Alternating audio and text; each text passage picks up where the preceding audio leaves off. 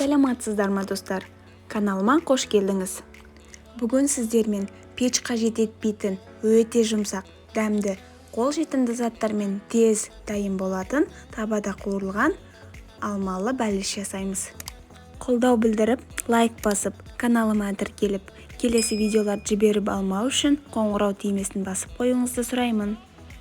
Алмалы бәліш үшін 2 алманы ашып, тазалап, турап аламыз.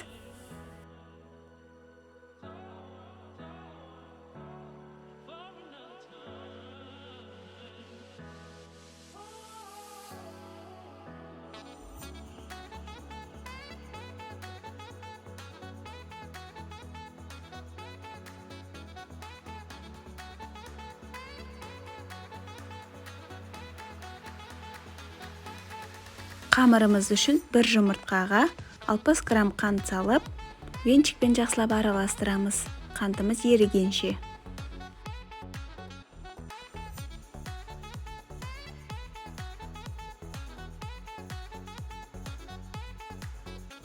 Сосын 30 мг иісі жоқ сұйық май құямыз.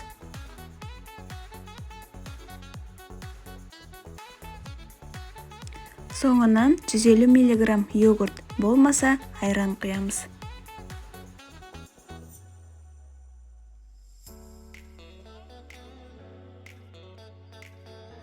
140 грамм ұн, шай қасық разрыхитель, аздап ванилин қосып, бәрін електен өткізіп саламыз.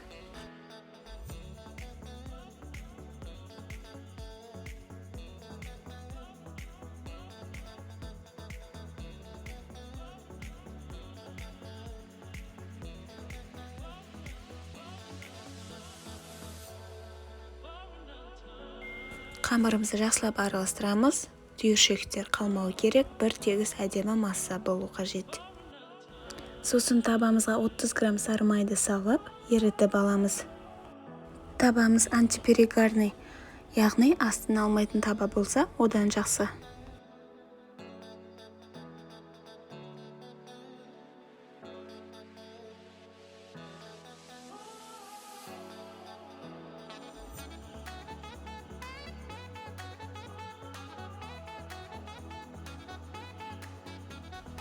Ерген сары майымыз үстіне 50 грамм қант салып, қанттың еруіне күтеміз.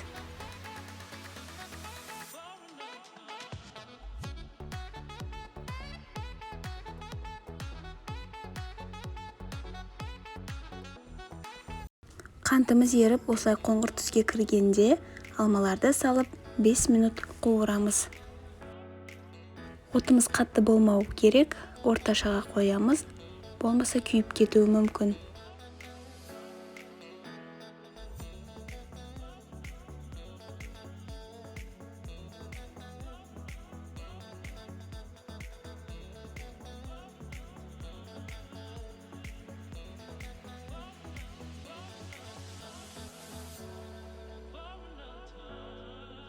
Бір шай қасық корица қосамыз.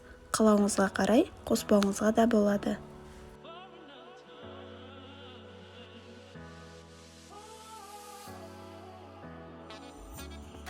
Дайындап қойған қамырымызды алмамыздың үстіне құйып шығамыз.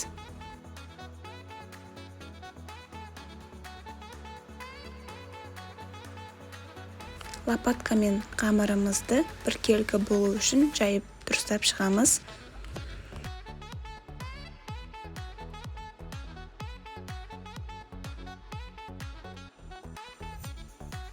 Табамыздың қапқағына жауып, отымыздың астыны баяулатып, 10 минутқа пирогымызды қалдырамыз.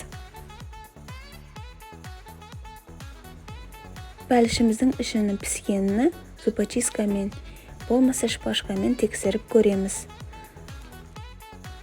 Сосын бәлішті осылай аударып, қайтадан табаға салып, қапқағына жауып 5 минут тағы да пісіреміз.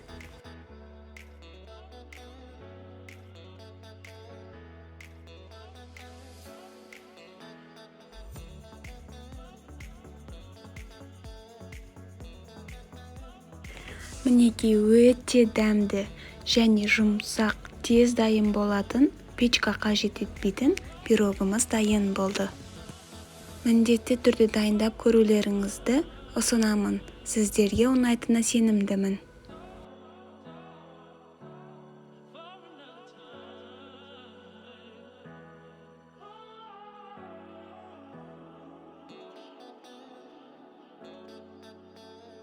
Видеода көріп тұрғаныңыздай, бәліштеріміздің іші піскен, өте жұмсақ және ылғалы болып шығады.